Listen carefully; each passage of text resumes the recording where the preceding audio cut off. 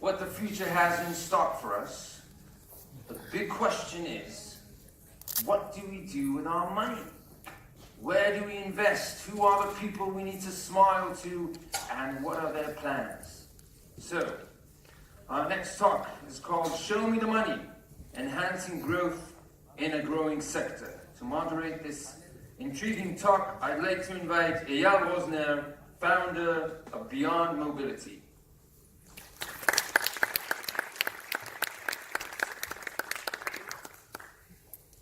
Without further ado, please welcome our panelists, John Su from CRADLE, Hyundai, Bilo from Continental, and Jim Adler from Toyota Eyal. Please.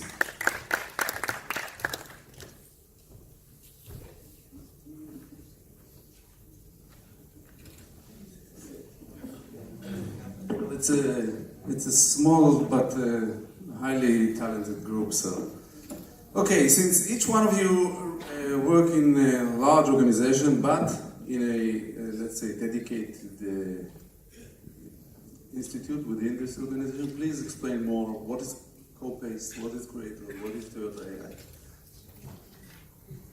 Yeah, good afternoon. My name is Juergen Bilo. I'm with Continental CoPace, and CoPace we call our startup organization of Continental, where we want to basically connect startups with the corporate Continental. We have basically three arms or three elements. One is the incubator, where we basically give our employees the chance to work in a startup environment.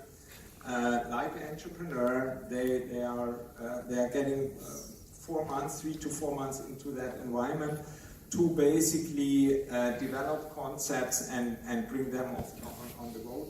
We made already one spin-off now. The second element is, we call that cooperation program. It's basically running POCs with startups. We connect the startups. We see us as a kind of mentor, connector, and we run the POCs with the aim that we want to prove the solution of the startup within the automotive environment. And this can lead to a partnership with Continental. This can lead to a possible investment. As we know, money is there. I mean, we will talk about that probably later on. But to prove that in an automotive environment is rare, and we give that to startups. And the third arm is the investment arm. The investment arm, where we invest money into young companies, which we are working close with our M&A department together. And we are with all these activities, we are very close together, so we don't distinguish a lot between the investment side and the corporation side. So that's CoPace, and that's what we do. Thank you, John. Hi, I'm John Sa, and I'm part of Hyundai CRADLE, and Hyundai CRADLE is Hyundai Motor Company's strategic venture capital and open innovation operations for the corporation. And we currently have 5 current areas of interest, including artificial intelligence, robotics, smart mobility, smart cities, and eco-friendly energy. We are evolving and continue to grow our list of themes, but those are the current 5 that we focus on at the moment. Thank you. Yeah, I'm Jim Adler. I'm Managing Director of Toyota AI Ventures, and we're a corporate venture capital fund. We were founded in July 2017. We focus on artificial intelligence, data and cloud, as applied to autonomous mobility, so not just cars, and robotics. We are a seed and early stage fund. We are $100 million. Our typical check size is around $2 million. We've gone as high as $8 million. We've gone below $1 million. We tend to run at startup speed, so we've done 17 deals in our first 15, 16 months. Not all of them announced yet, but we are really focused on being founder friendly and encouraging our companies to be financially successful. We feel the marketplace is a great arbiter of value, and we want to tap into that value as the innovation drives this step change in mobility. We want to understand what experiments are being run and how we can learn from them and ultimately profit from them. Jim, we'll follow with you. Since all of you works globally, basically, can you just give us a bit of the trends that you see outside, not just in Israel? Sure. So with respect to the autonomy stack, we see a tremendous amount of innovation, certainly here in Israel in the Valley, around perception, prediction, and planning are the way we look at the stack. So tremendous innovation in perception, but we think that there's tremendous need around prediction. What are the obstacles or objects in the scene going to do? What's a pedestrian going to do? Are they going to cross against the light or not? Autonomous cars or autonomous vehicles are social animals. So how do they interact with all the other social animals on the road? It's an unsolved problem, and it's, I think, tremendous enabling technology. And the other thing we look at is operational technologies. So those that can provide a service today and grow over time, and build this deep wealth of technical and operational capability. You see that certainly in ride-hailing, but you're going to see that in like one of our companies is a micro shuttle service that's autonomous now, driving now, called May Mobility. Another one is Joby Aviation, which is taking mobility to the skies with a ride-hailing type service, but in the skies. Okay, John?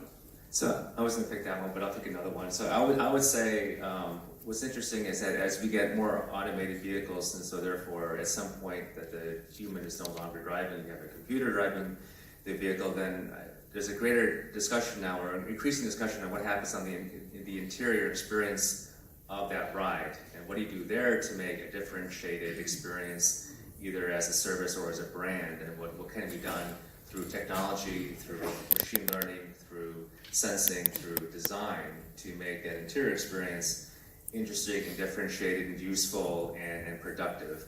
More than just say, oh, what will you do in the car? You'll just see your smartphone or you'll sleep or whatever, but what else can be done there? And I think there's a lot of creative things that could be done that we're just beginning to explore of that time and space of being in that vehicle, if in fact that computer is driving the car.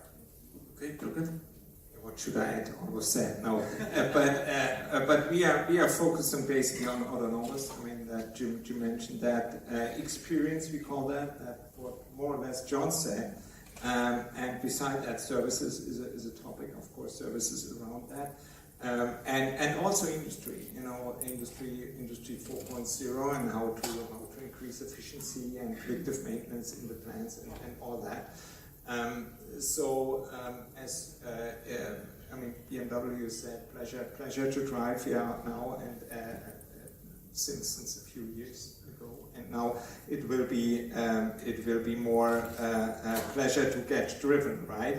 And with that, the interior of the car gets much more important, and we think it goes, of course, up to cognitive topics, cognitive science, cognitive. So how can you predict what's next? And these are topics which we are taking a look at. Okay. Hey, Eyal, can I just jump in? Sure. I hate to agree with my panelists so much. We should be arguing more.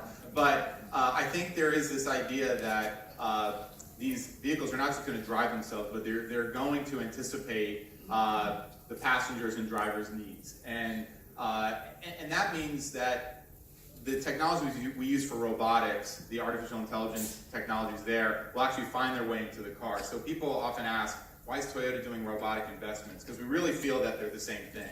An autonomous vehicle is just a really big robot with wheels. And so we made an investment in an Israeli company called Intuition Robotics, which is a sort of a sidekick companion robot for older adults. And people scratch their head, why do that deal? Because there's so much understanding required to help older adults navigate their increasingly constricted lives, that we feel that kind of artificial intelligence will find its way to anticipate many, many more of the activities in our lives, certainly within the car and even beyond the car. Okay, so in that respect, which type of company do you think will thrive? Is that only the AI type companies or the operators? Eventually there will be some winners, right? According to our database, there's about 1,000 companies here in Israel. It's somehow evolved in mobility. who will thrive eventually? Is it going to be the operator? Is it going to be the technology guys? Who eventually will win?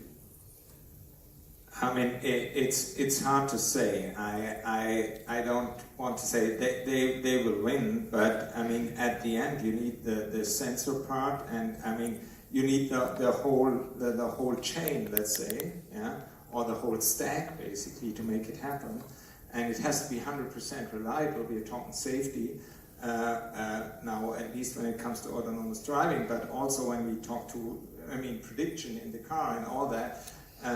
We are also talking safety, so hard to say who will win. I do not.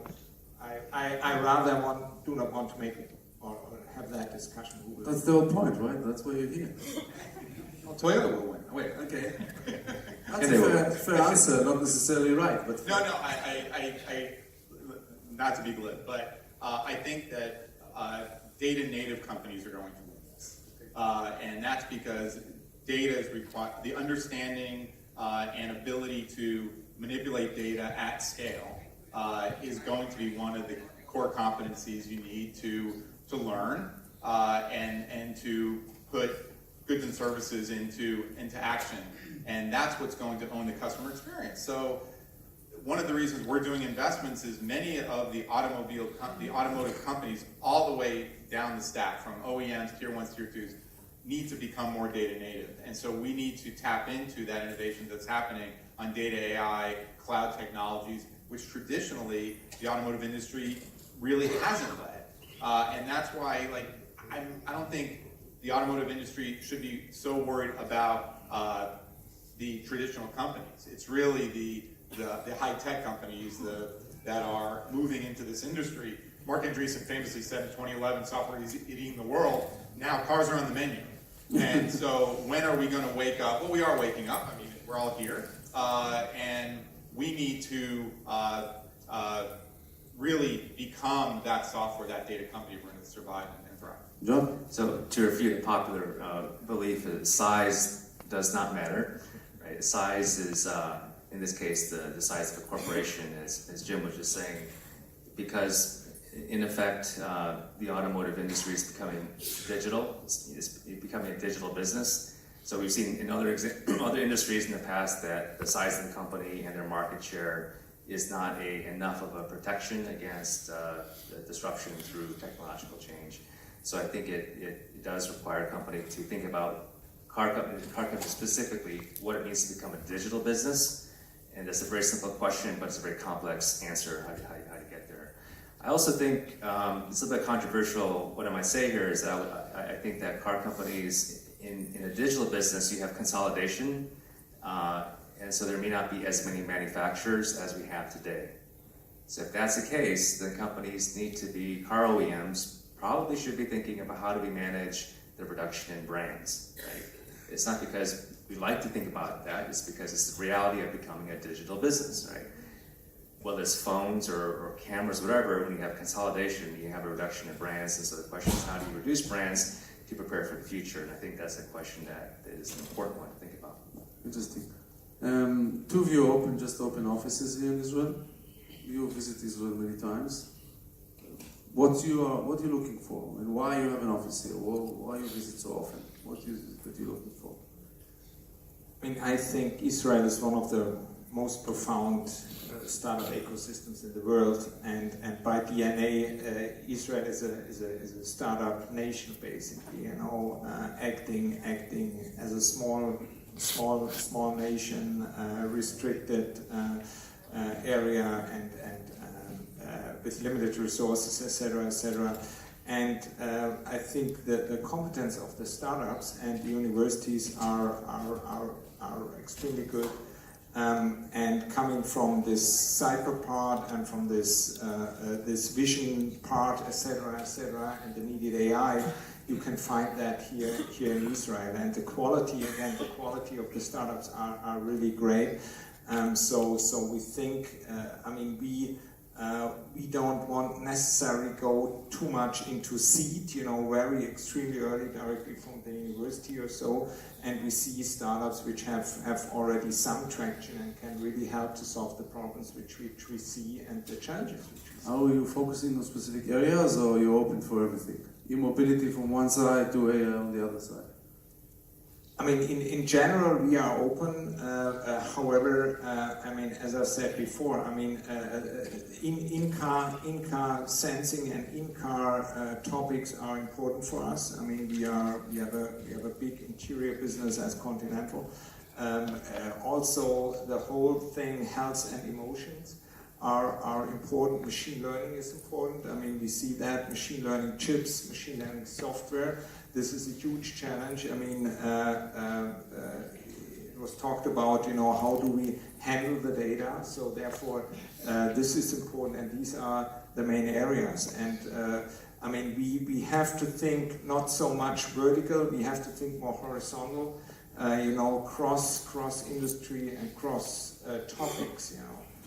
John?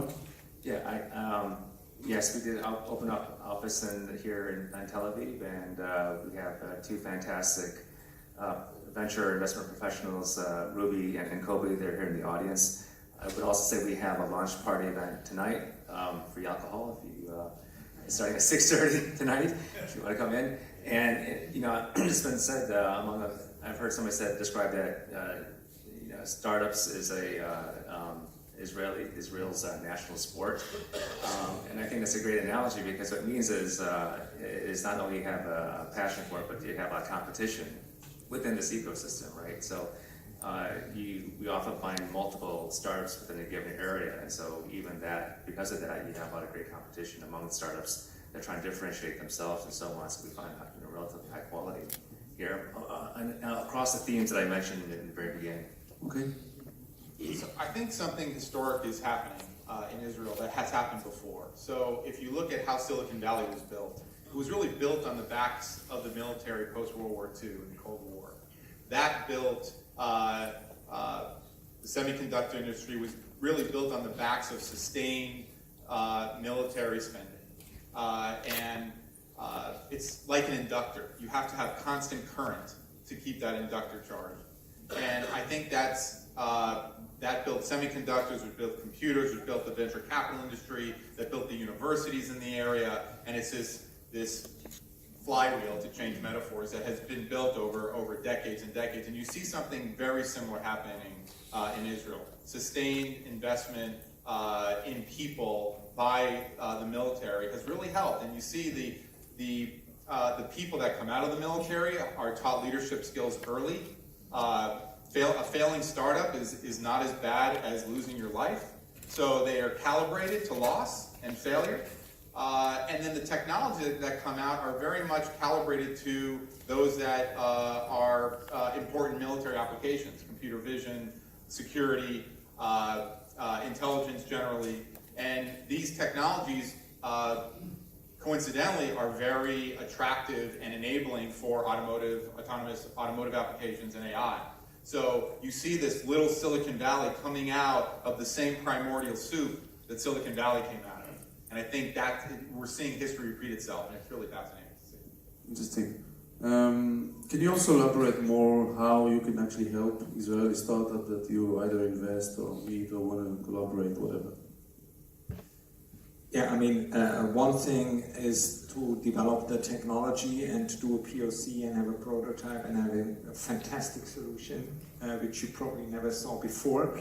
But of course, the key for us is to scale that up, right? I mean, to bring that into a mass production product, make it on the concept side to even that we can industrialize such a product and scale that up and bring that into the mass market. So the fantastic thing is not that we are only looking for startups, but also startups are looking for us, right? I mean, in order to do the next step. Yeah. And again, I mean, money is one thing, but technology and to implement that and bring that into application, bring that to life, that's another. So, in practical terms, what does this mean? So, a startup comes to you, you find a startup. What is it that you offer to him? And come to a POC in Germany, or we will do the POC in Israel, or we will invest and then we'll decide to do the POC. what a startup should expect? I mean, we are open doing that here in Israel or doing that in Germany. What we offer is that we do a POC. We don't have an innovation lab here in Israel. We would like to do the POC directly linked to a business unit or to a search field, how we call that. So to the real life, to the guys who are doing the application in our company, because they know best, what is required. And so what we offer is basically a full POC, 3, 4, 5, 6 months or so, in order to integrate this solution into an application, into a car, into real life. We have a kind of mentorship in the company, so we mentor the startups. We take them by the hand when needed. And we have the specialists basically working with them together on a daily basis. Okay, John? Yeah, so our corporate venturing activity is part of a potential different menu of what we can do to bring in outside talent and ideas into the company. It could also be joint ventures or relationships with the university or research institutes. We combine that with our internal resources in our vehicle design, development, production engineering, and also Hyundai Motor Group has another set of capabilities in logistics, finance, etc. So what we're trying to do is combine our own internal capabilities with and match them up with the startup. Where that actually happens, it would, honestly, probably a lot of it in Korea, because that's where we have the bulk of our resources. Having said that, in Silicon Valley, we have a slightly bigger operation than here in Tel Aviv. I do anticipate here in Tel Aviv, and my desire that we would grow our operation here so that we can do those early POCs here first to get some momentum before we introduce it into headquarters. So practically that means that the Israeli guys will pick up the phone and call Korea, or they will call Silicon Valley first? Probably a little bit of both. I think maybe I can, from our viewpoint, we've been in operation for 7 years in Silicon Valley, so we have a little bit more, maybe insight into how it could work. But over time, we would want them to work directly with the headquarters people. Okay, Jim? Yeah, so the way we approach this is really with a financial first orientation. Why? Because we feel that when things are early stage, the team and the technology starts coming together, we don't know what that's going to grow into. And so many corporates, not most, but many alignment too early, in our opinion. What we want to do is we want to take a great technology, great team, jump on the cap table with other financial investors, and then watch the company grow. Meanwhile, we have a portfolio value creation team internally post-close that scours Toyota, 370,000 employees, looking for opportunities for the startup to plug in to the Toyota ecosystem. So let me translate what you just heard. Basically what you're saying is we are too big of an organization that will be able to sell our product internally. So we first want to invest and hopefully make money because it's a good team, but hopefully we'll be able to help the startups. That's right. That's right. And sometimes it works great, and sometimes there's the fit is not right. So the entrepreneur should see you as a good options for future collaboration with Toyota rather than solid the process that will bring him to the end results that he's looking for. That's right, and I think that's not necessarily a bad thing, because at the end of the day, if everyone is baked on getting the startup plugged into Toyota, that could become a very dysfunctional relationship. I was an entrepreneur most of my career. I've had corporate investors from the biggest in the valley, and an ill-conceived POC and engagement can kill a startup. We think we're loving them to death. And that could be just toxic for the startup. So it's important that we understand the delicacy of a startup, or how delicate a startup is, and respect that, and figure out what makes sense, and do the deal when it makes sense for both parties. And that was exactly the reason when we thought about to build up or to create co-pays, basically, because we want to be this connector, we want to be this mentor. We are overlooking POCs, we call that, we are joking around, POC factory, but we are overlooking these POCs.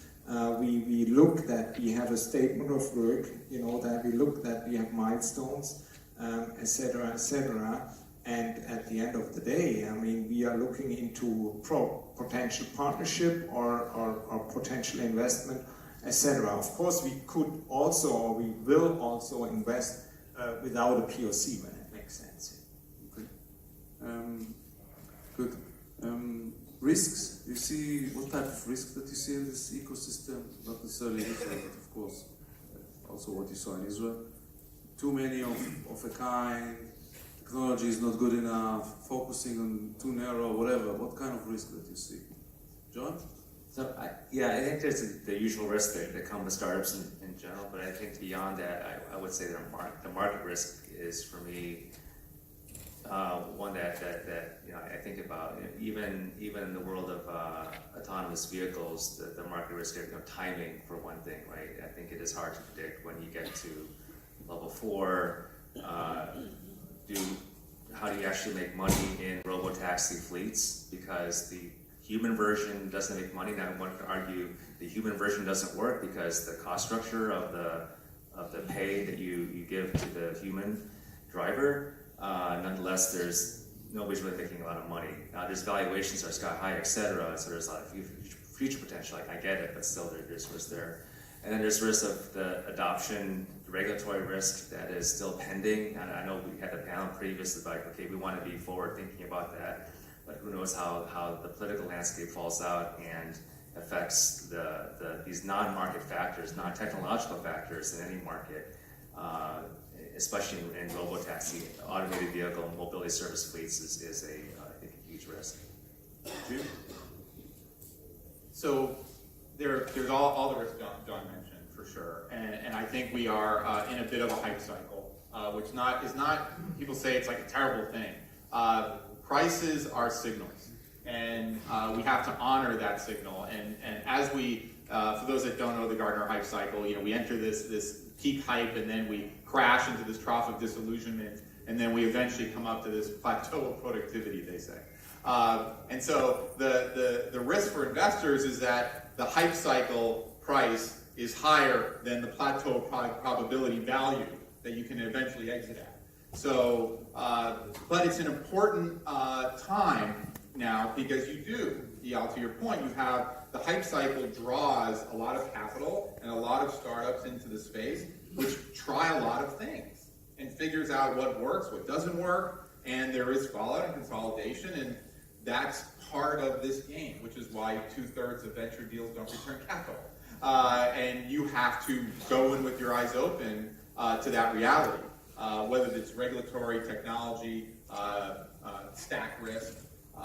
We think that because we are potentially customers of these startups, we understand stack risk. So the idea is that if your customers are potentially investing in you, they are ultimately going to buy your product, so they will be good arbiters of the value you're creating. So you look at an Israeli technology company, they're going to create a product ultimately that Toyota or our tier ones would find attractive.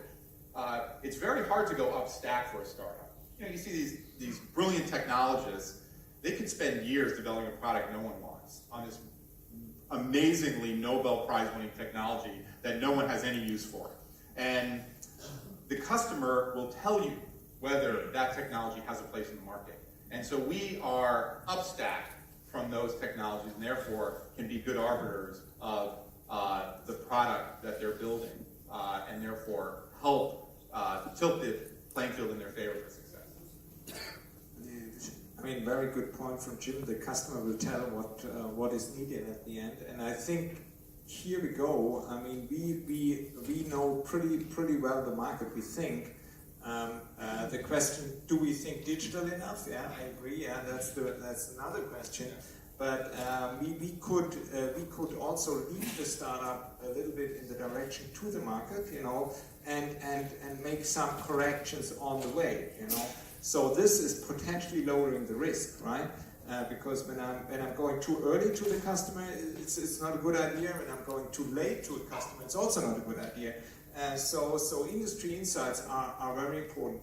What and Jim mentioned that, and John also a little bit. I mean, what we see is that probably startups are over-evaluated now, and this is a risk for the startup. You know, I mean, when you see suddenly a startup is valued at, I don't know, 500 million or billion or what have you, and still there's a bargain. There's no product there. There's nothing there. There are 50 guys there, etc., etc. So there is a huge risk, and the other risk is the winner takes it all. When we see what Waymo is doing, what Cruise is doing, then the big question is: are these the operating system of the future for autonomous driving, and all the other companies which are doing data fusion and these kind of AD stacks, etc., etc. Is that on risk? Like you have it in a smartphone, you have Android and you have iOS, and that's it. Yeah. Okay. Say I want to become an entrepreneur. I just left the army 35 years ago, and I want to start my own business. Okay. Obviously, I know a little bit of this technology, of that technology. What kind of tips you're gonna give me? I mean, should I focus on one area? Should I call you when at this stage or another stage? Or what kind of tips would you give an entrepreneur? I'll start. A couple things. I'll just kick off with a couple things. One is don't try to do too much. There's an old venture capital adage that startups die of indigestion, not starvation. They try to do too much, and so focus. Focus on if you have a technology expertise, focus it on a market segment that you think is the most lucrative, and create a product market fit for that customer base. From a investment perspective, venture capitalists we're not that smart. Come to us, give us a checkpoint of where you are. Just get to know us before the end of your raise, and let us know where you're going, and check in with us periodically so we can get to know you, and we can get quite excited about the problem space you're solving, and then we can see where your progress is. And nothing is a straight line. Nothing is just up and to the right. Never happens. I love entrepreneurs that are humble enough to understand when the market hits them hard. Mike Tyson, famous prize fighter, said, "No fight plan survives the first punch in the face." And analogously, no business plan survives the first contact with the market. Same thing. And let your investor base know that you know that that's true. So I would, my advice would be using a story when it comes from the California gold rush in the 1800s. And, the gold rush was there because there's gold in them dark hills, right? And so there was a desire to get rich and finding gold. But it turns out the people that really made a lot of money reliably were the people selling shovels and pickaxes. Right? They were providing the tools to the people looking for gold. So it's a simple story, and I think the complexity of it though is like what is in this world of automated vehicles, of cybersecurity, of data monetization, of mobility services. What is the equivalent shovel and pickaxe in this industry? That's the hard question. But I think thinking about that, right? So if you're just starting out, right, look at the companies that are already out there. Right? As we saw, there's in Israel only over 400, including large companies, but a lot of companies, right, already. Try to observe what's going on and see what where you can actually make the money in the equivalent of the shovel or the pickaxe. Juergen? Again, not a lot to add, right? I mean, don't be too self-convinced of your solution and your thinking and your Contradicting becoming an entrepreneur, right? Yeah, somehow you could say that, but we see startups which are really so self-convinced that you think, my gosh, you have to be realistic. in terms of timing, in terms of solution, in terms of how we probably can consult you also somehow or mentor you, and that's it. Basically, I have probably an excellent partner. You have excellent partners and the right mix in the team. Technical skills, but also business skills, and that's it. Arrogant and humble, right? Juergen? Humble, yes, and arrogant. That's sometimes. What is that combination of being arrogant and humble? All at the same time. Okay, so being moderator, I have to finish on time. So I even returned 23 seconds back. Thank you very much.